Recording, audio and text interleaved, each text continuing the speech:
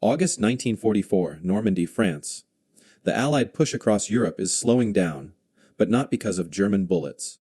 It's slowing down because of an enemy no one saw coming. The supply lines can't keep up. While General Patton's Third Army races across the French countryside at 30 miles per day, his tanks are running out of fuel 100 miles behind the front lines. Ammunition sits in warehouses, while soldiers at the front have to limit their bullets. Food goes bad in trucks stuck in traffic jams that stretch for 10 miles. This is the story of why Maple Leaf Up became the phrase every Allied commander wanted to hear coming over their radio, and how a small group of Canadians solved a problem that was slowing down the Allied advance faster than any German counterattack. The numbers tell a story of disaster. By late summer 1944, American supply trucks are only delivering 60% of what forward units actually need. British transport groups are running 12 hours late, on average, because of traffic jams at every major crossroad. The British 21st Army Group has to limit artillery shells to just 25 rounds per gun per day, which is half of what they need to fight well. Patton's tanks sit quiet, not because they're damaged, but because they have no gas. One American quartermaster writes in his report that his warehouse has 3 million meals sitting in trucks. But he can't unload them because yesterday's trucks are still being emptied and tomorrow's trucks are already arriving. The system is choking on its own success. Into this chaos walks Lieutenant Colonel William J. Murphy, though everyone calls him Bill. He's 34 years old, born and raised in rural Manitoba. And before the war, he managed grain storage logistics for Canadian Pacific Railway. Murphy commands the 1st Canadian Army Service Corps Transport Company, which sounds impressive until you realize that British High Command views his unit as colonials playing at war. The British officers went to Sandhurst. The American officers went to West Point. Murphy went to work at a grain storage building when he was 16. His uniform doesn't fit quite right. His accent marks him as a prairie farmer's son.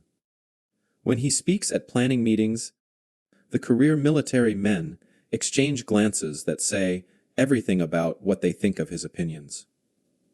But Murphy has an advantage that none of them see. He doesn't think like a soldier. He thinks like a railroad manager who spent 15 years figuring out how to move grain across Canada faster than anyone thought possible. While the military men see supply transport as a question of moving trucks from point A to point B, Murphy sees it as a problem of flow, timing, and decision-making power. He's been watching the disaster unfold, and he's been taking notes. The standard military methods are failing badly. The Red Ball Express, America's massive trucking operation, moves 500 tons of supplies every single day, which sounds impressive until you learn that it takes 23,000 people to do it and burns through 300,000 gallons of fuel in the process. The efficiency is terrible. American trucks travel in massive groups of more than 100 vehicles, bumper to bumper, following a single route. When one truck breaks down, the entire group stops. Everyone waits while mechanics fix the problem. A single flat tire can delay 100 trucks for an hour. A broken bridge can strand an entire group for a day. British supply routes follow strict schedules written by staff officers in comfortable headquarters 50 miles behind the lines. These schedules assume that roads will be clear, that bridges will be intact, that weather will cooperate, and that combat won't interfere with unloading times. Reality ignores all these assumptions. Supplies arrive at empty warehouses, while desperate units 20 miles away wait for ammunition that never comes. The system is designed for a war that exists on paper, not the messy, chaotic war actually happening in the mud and blood of France. Murphy watches this disaster and sees something the experts miss. His Canadian groups are smaller, operating with fewer resources in older trucks, but they're arriving 40% faster than comparable British units. No one notices because everyone assumes the Canadians are just lucky or that their shorter routes explain the difference. Murphy knows better. His groups are faster because they're different in ways the officers don't understand. In August, during a planning meeting in a taken, over French schoolhouse, Murphy makes his suggestion. Break the large groups into small independent groups of 8 trucks. Give each group a junior officer with power to choose his own route and make decisions in real time. Space the vehicles out so one breakdown doesn't stop everyone. The moment the words leave his mouth, he knows he's made a mistake. The British brigadier at the head of the table doesn't even look up from his map.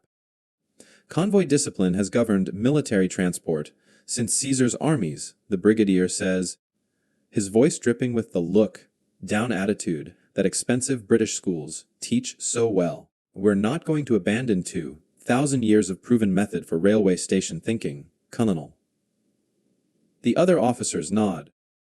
The Americans look uncomfortable, but say nothing. Murphy sits down, his face burning, but his mind is already working. Because Murphy has noticed something else. The strict method that the brigadier defends so confidently is killing men. While experts argue about proper convoy procedure, soldiers at the front are dying because ammunition arrives 3 days late. Tanks sit useless because fuel trucks are stuck in traffic behind supply trucks that refuse to break formation. The proven method is proving one thing very clearly. It doesn't work anymore. The war has changed, but the thinking hasn't. Murphy closes his notebook and makes a decision. If the officers won't listen to new ideas, he'll just have to prove them wrong. He has 50 old trucks, a company of mechanics who trust him, and a theory about how to move supplies faster than anyone thinks possible. What he doesn't have is permission. But Murphy spent 15 years learning that sometimes you ask for forgiveness instead of permission. The Canadians are about to start moving, and they're not going to ask anyone's approval first. That same week, Murphy starts building his system in secret, working after official duties, and using principles he learned managing railway schedules across the Canadian prairies. Instead of the massive 100-truck groups that clog every road in France, he organizes his Canadian trucks into what he calls packets. Each packet contains exactly 8 vehicles, 6 cargo trucks loaded with supplies, 1 maintenance vehicle carrying spare parts and tools, and 1 command vehicle with a junior officer and a wireless radio operator. The idea is simple but revolutionary. Each packet operates semi-independently. The junior officer in charge doesn't follow a predetermined route written by some staff officer in a headquarters building. He has power to make real-time decisions to choose alternate roads when the main route is jammed to keep moving, when standard groups would stop and wait for orders. The technical details matter tremendously, and Murphy obsesses over every measurement. Each packet carries exactly 24 tons of cargo distributed evenly across the 6 transport trucks. The trucks travel at steady speeds of 18 to 22 mph, which is faster than the American standard of 15 mph, but slow enough to maintain control on damaged roads. Here's the critical difference that Murphy learned from watching trains. His packets maintain 200 yards of spacing between each vehicle. Not bumper to bumper like American groups, but spread out with enough distance that if one truck hits a pothole or blows a tire, the vehicles behind can simply drive around it without the entire group grinding to a halt. The wireless operator in the command vehicle checks in every 15 minutes with a simple message. Position, status, estimated arrival time. That's it. No lengthy reports, no requests for permission to proceed. Just information flowing back so Murphy knows where his trucks are and whether they're on schedule. The maintenance vehicle is Murphy's secret weapon, and he designed it himself using knowledge from 15 years of keeping grain trucks running in Manitoba winters. Each maintenance vehicle carries standardized repair kits containing parts for the 6 most common mechanical failures: spare tires, fan belts, fuel filters, spark plugs, radiator hoses, and brake cables. Murphy's mechanics can fix 80% of breakdowns right there on the roadside in under 30 minutes. No waiting for specialized repair teams. No towing broken trucks back to warehouse workshops. Fix it fast and keep moving. That's the rule. Murphy builds his test system in early September 1944 using salvaged equipment and mechanics working unauthorized overtime. His resources are almost laughable. He has 50 Canadian military pattern trucks, most of them with more than 40,000 miles on their odometers. These aren't new vehicles fresh from factories. They're worn, tired machines held together by skill and stubbornness. Murphy's mechanics work in a muddy field outside Caen, making custom mounting brackets from scrap metal. They pull off destroyed German vehicles. These brackets standardize how cargo loads are secured, which means loading time drops from 45 minutes per vehicle down to 18 minutes. Every second saved is a second gained. Murphy learned that lesson moving grain cars. Efficiency isn't one big improvement. It's 100 small ones added together. The first unauthorized test happens on September 12, 1944. And Murphy knows his career depends on it working. He sends out 3 packets, 24 trucks total, carrying artillery ammunition, to the 2nd Canadian Infantry Division, near the Scheldt Estuary. It's a 180-mile run through territory that was a battlefield just weeks ago. Roads are damaged. Bridges are unstable. German stragglers still hide in the countryside. Murphy bypasses the official route through Caen, which is a congested nightmare where American, British, and Canadian traffic fights for space on roads designed for French farm wagons. Instead, he sends his 3 packets on 3 different secondary roads. Each officer receives the same instruction. Use your judgment. If a route looks bad, find another one. If you see a problem, solve it. Don't wait for permission. Just get the ammunition there. Murphy doesn't sleep that night. He sits in his command tent with a map and a radio tracking check-ins every 15 minutes. The packets report in like clockwork. Maple Leaf up 1. Passing through Bayeux. Road conditions good. Maple Leaf up 2 detouring around damaged bridge at Tilly-sur-Sills. Adding 15 minutes. Maple Leaf up 3. Encountering American convoy near Caen, taking parallel farm road to bypass. The wireless reports are brief, calm, professional. Murphy stares at his map and does the math in his head, calculating speeds and arrival times, second, guessing every decision. The results exceed even Murphy's hopes. All 3 packets arrive at the 2nd Division's ammunition warehouse within 90 minutes of each other.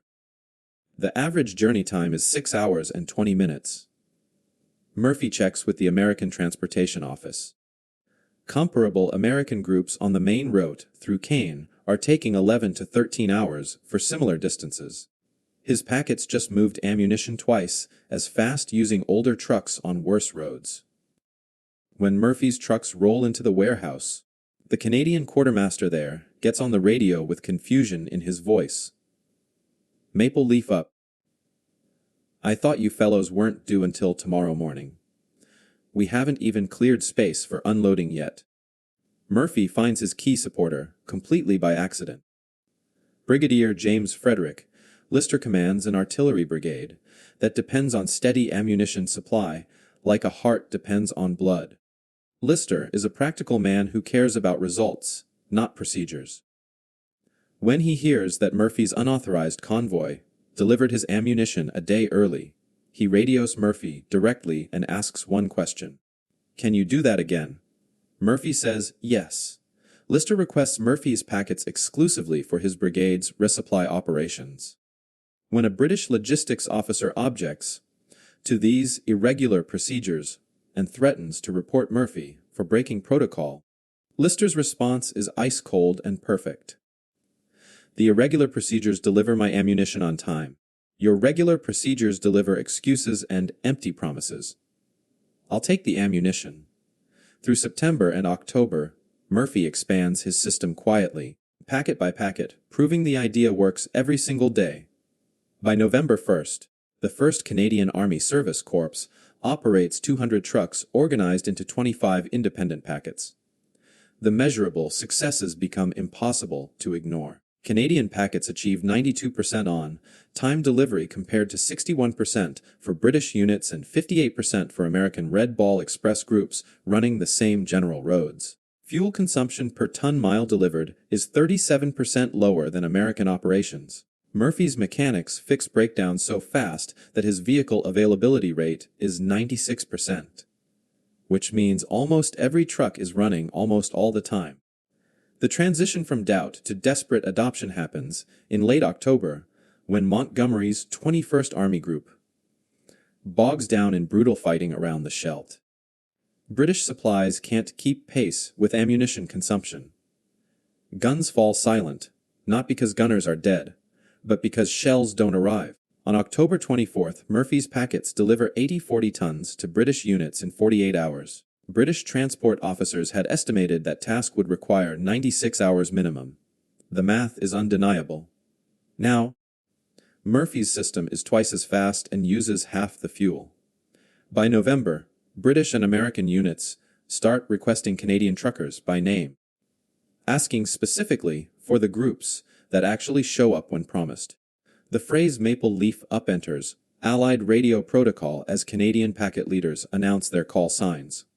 Soon, radio operators all along the supply routes from Normandy to the front lines recognize that phrase as meaning fast convoy. Give them priority. Let them through. When you hear Maple Leaf Up on the radio, it means the Canadians are moving, and that means supplies will arrive on time. Finally, the statistics tell the complete story of transformation, and Murphy keeps careful records because he knows numbers convince doubters better than stories. Before the Maple Leaf Up system in July and August 1944, Canadian transport units achieved a 67% on-time delivery rate, which meant 1 out of every 3 shipments arrived late. Average delivery time from Normandy beaches to frontline units took 14 hours and 12 minutes. Vehicle breakdown rate hit 18% per trip, meaning almost 1 in 5 trucks suffered mechanical failure. Cargo damaged in transit measured 8.7% because rough handling and multiple transfers broke containers and spoiled supplies.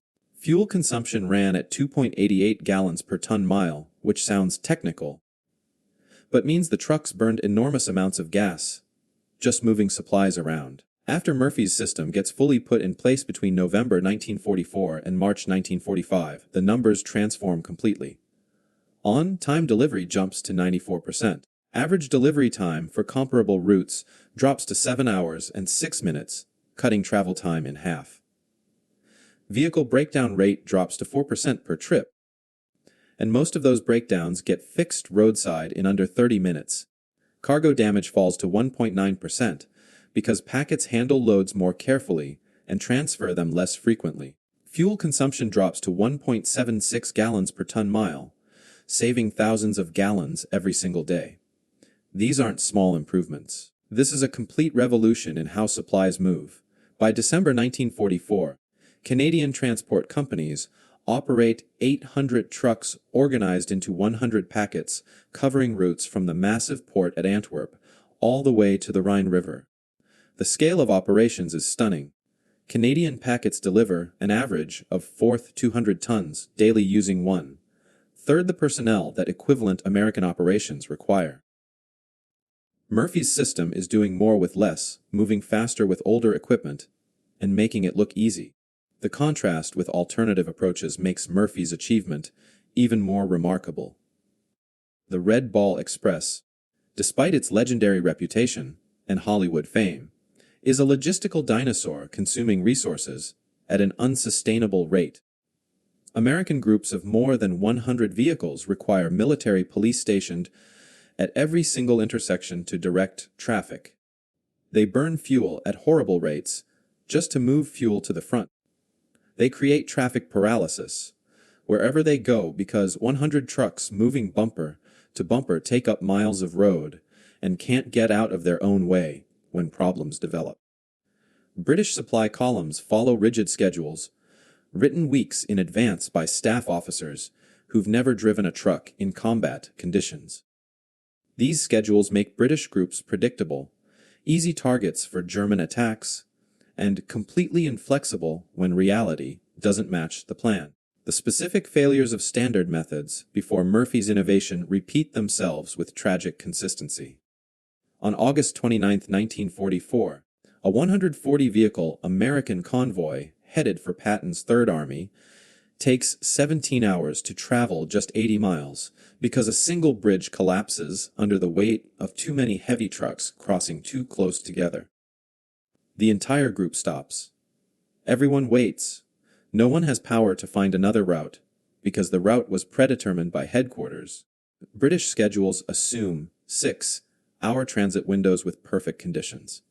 So when combat delays unloading operations, supplies sit uselessly in trucks while the next scheduled convoy arrives on time and creates complete gridlock at warehouses. One British quartermaster files a report on September 15th that describes the insanity perfectly. 3 days' worth of supplies are physically present at his warehouse, but completely inaccessible because trucks are parked so densely that nothing can move and nothing can be unloaded. German intelligence officers are professional and skilled, and they quickly identify Canadian packets as priority targets for attacks. German Air Force reconnaissance photographs from December 1944 captured after the war show German analysts marking Canadisch Schnellkolonnen on their maps, which translates to Canadian fast columns. The Germans understand these smaller groups are more vulnerable to ambush than the massive American formations. They attempt coordinated attacks using hidden anti-tank guns and small groups of infantry to hit Canadian packets on isolated roads. But Murphy's decentralized structure proves remarkably tough against these tactics.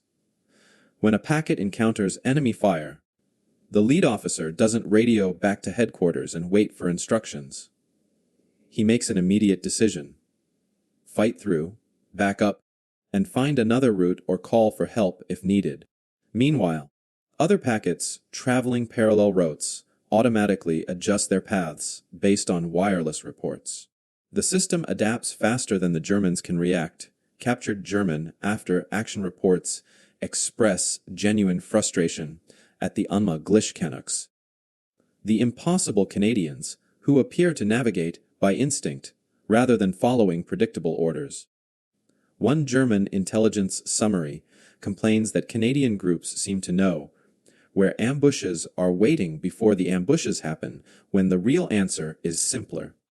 Murphy's officers have freedom to avoid anything that looks dangerous. Specific examples show how Murphy's system impacts the wider war in real, measurable ways. During the Battle of the Rhineland between February and March 1945, Canadian packets kept supplying the 2nd Canadian Corps by delivering 900 tons daily across the devastated Reichswald forest, despite continuous German artillery fire hitting the main roads. A British corps advancing on a parallel route manages only 540 tons daily using standard convoy methods and falls behind schedule because supplies can't keep pace with combat consumption. On March 7, 1945, American forces achieve one of the war's great surprises by capturing the Ludendorff Bridge at Remagen, completely intact before Germans can destroy it. The Americans suddenly have a crossing over the Rhine River, but they need bridging equipment and massive amounts of ammunition immediately to take advantage of this unexpected opportunity. Murphy's packets deliver 240 tons of critical supplies to Remagen within 18 hours of the bridge's capture, before official orders are even written and sent through normal channels. The American division commander writes a letter after the battle stating bluntly, "We radioed for Canadian trucks before we radioed for reinforcements because we knew the trucks would actually arrive." Official recognition comes slowly because military institutions resist admitting their method was wrong, but the evidence becomes undeniable. In January 1945, Montgomery's 21st Army Group Headquarters issues Logistical Memorandum 47, a dry bureaucratic document with revolutionary content recommending that all transport units adopt Canadian packet method. American generals are even slower to change because institutional pride runs deep in the U.S. Army. But by March 1945, several American transport battalions quietly operate modified versions of Murphy's system, without officially acknowledging they're copying the Canadians. The most telling recognition comes in the language itself. By war's end, Maple Leaf Up appears in Allied tactical method manuals as a proper noun with a formal definition. Efficient convoy operations using decentralized authority and flexible routing. Murphy's improvised system has become official method. The full scale of implementation is staggering when you add up all the numbers. Between D-Day on June 6, 1944 and VE Day on May 8, 1945, Canadian Maple Leaf Up packets deliver approximately 2.8 million tons of supplies ranging from ammunition to food to medical equipment. They evacuate 47,000 wounded soldiers from frontline aid stations to rear area hospitals. They travel an estimated 42 million miles across France, Belgium, Holland, and Germany on roads that range from modern highways to muddy farm tracks. 0 complete packets are lost to German action, though 18 individual vehicles are destroyed by artillery, air attack, or ambush.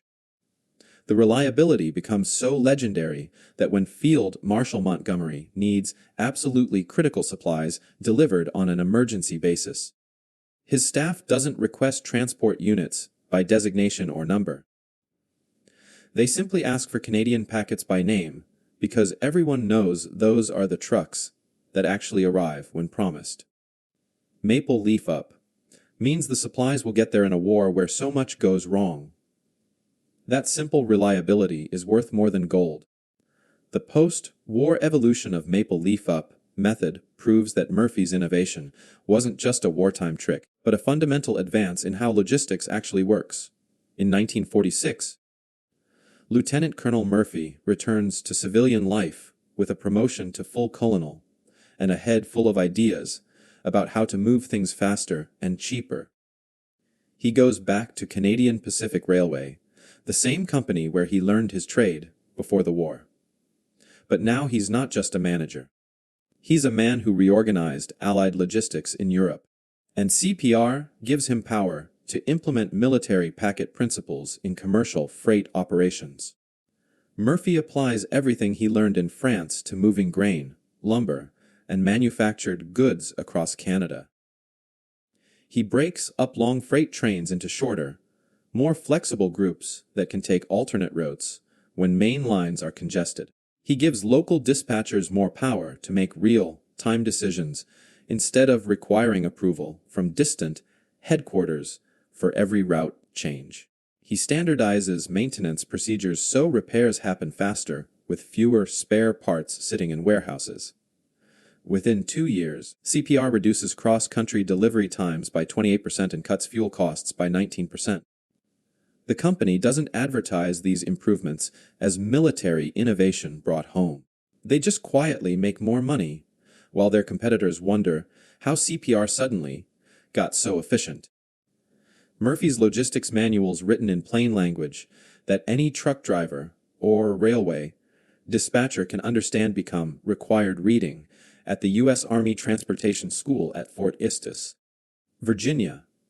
Young American officers study the same principles that their superiors dismissed as railway station thinking during the war.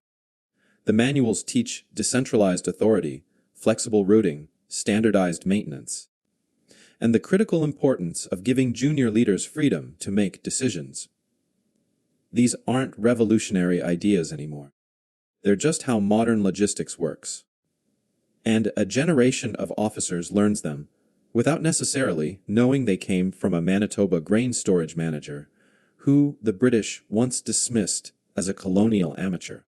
Bill Murphy himself receives the Order of the British Empire in 1945, a medal given quietly without publicity or newspaper coverage.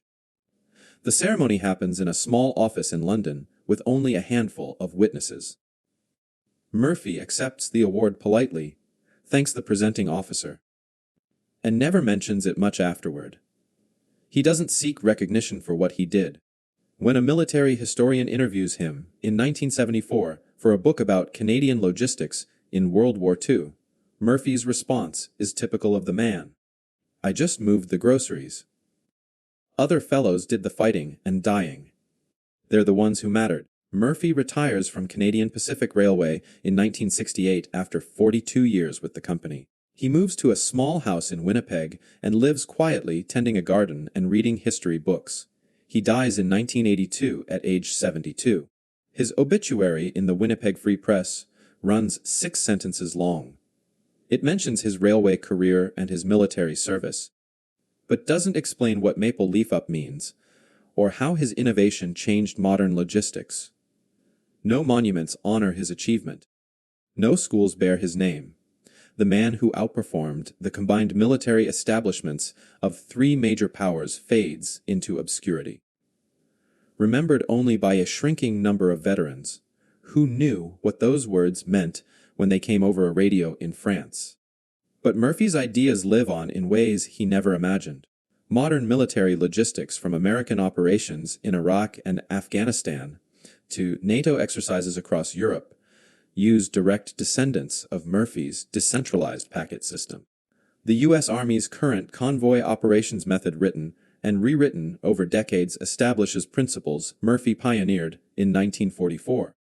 Small independent units instead of massive groups, flexible routing authority at the lowest practical level, standardized maintenance procedures that enable roadside repairs, and real-time communication to coordinate movement without requiring constant approval from higher headquarters. The language has changed and the technology has improved, but the fundamental ideas are Murphy's. When a young American lieutenant in Iraq in 2007 leads a convoy of 8 vehicles, maintains spacing between trucks, and has authority to change routes when his planned path looks dangerous, he's executing Murphy's method whether he knows it or not. Commercial trucking has adopted Murphy's method even more completely than the military. Modern freight operations with GPS tracking, computerized route optimization, and independent decision-making authority are basically Murphy's 1944 system, amplified by 70 years of technology. When a truck driver for a major shipping company gets a route assignment, but has freedom to take alternates if traffic is bad, that's Murphy's flexible routing. When freight companies maintain standardized repair kits in their trucks to fix common problems without towing vehicles back to shops, that's Murphy's maintenance philosophy. When dispatchers track shipments in real time and coordinate multiple vehicles independently rather than in rigid groups, that's Murphy's packet system with satellites and computers. The entire modern logistics industry runs on principles a railway dispatcher from Manitoba developed to move ammunition through war-torn France. The broader conclusions about innovation and adaptation extend far beyond logistics and military operations.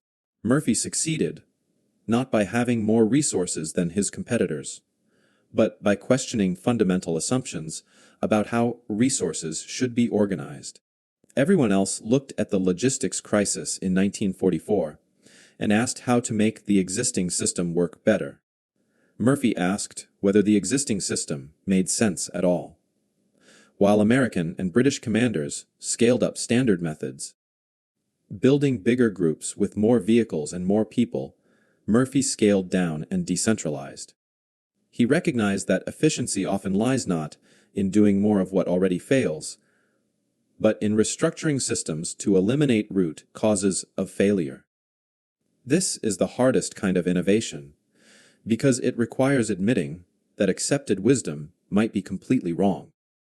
The modern challenge is recognizing when we're trapped in our own 100-truck convoy thinking. Those moments when we solve problems by adding complexity instead of questioning underlying structures. Every organization, every institution, every system has its version of the massive convoy. The established way of doing things that everyone agrees must be correct, because that's how it's always been done. Murphy's lesson is that sometimes the most transformative innovation comes from someone asking the dangerous question, does it actually have to work this way? The answer is often no. But discovering that answer requires the courage to test unconventional ideas when experts insist you're wrong. Murphy won the logistics war, not through technological superiority or superior resources.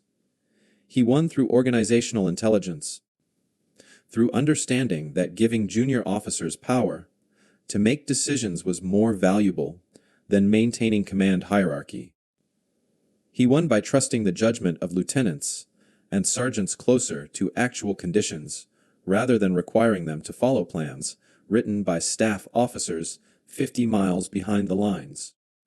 This was a revolutionary act in 1944, and it remains revolutionary today in any organization where decision-making power concentrates at the top and people on the ground must wait for permission to solve obvious problems.